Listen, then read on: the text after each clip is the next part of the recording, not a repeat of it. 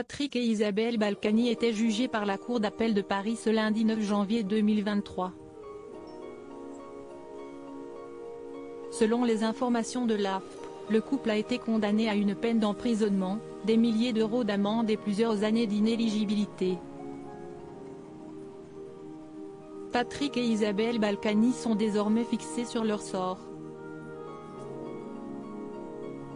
Pour rappel, les anciens édiles de Levallois-Perret sont définitivement condamnés à 3 ans d'emprisonnement ferme et 10 ans d'inéligibilité, depuis mars 2020, pour fraude fiscale.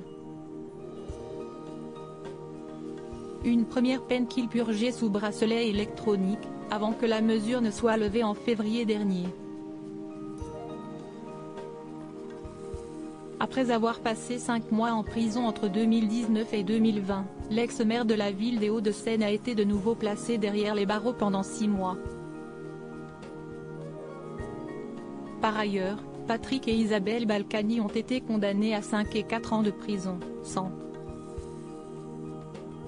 000 euros d'amende chacun et 10 ans d'inéligibilité, pour blanchiment aggravé de fraude fiscale et déclaration mensongère à la Haute Autorité pour la transparence de la vie publique, ATVP. Les figures politiques ont été reconnues coupables d'avoir dissimulé pas moins de 13 millions d'euros d'avoirs au fisc, entre 2007 et 2014. La Cour d'appel de Paris vient de se prononcer, dans le cadre de ce deuxième volet. 4 ans et demi et 3 ans et demi de prison. Le parquet général avait requis la confirmation des peines prononcées en mai 2020, tout en autorisant une confusion de peines avec celles liées à la fraude fiscale, de manière à réduire le total. Quant à la défense, elle avait demandé un allègement des sanctions à 3 ans de prison.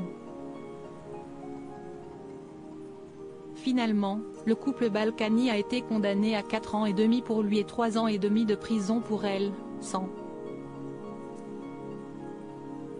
000 euros d'amende et une décennie d'inéligibilité, en appel ce lundi 9 janvier 2023, rapporte l'AFP.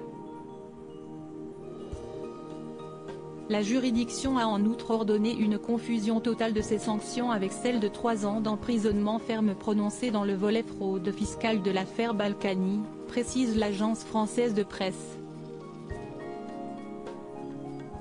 Des condamnations qui ne devraient néanmoins pas les faire retourner derrière les barreaux. En revanche, la confiscation de leur moulin de Giverny est confirmée.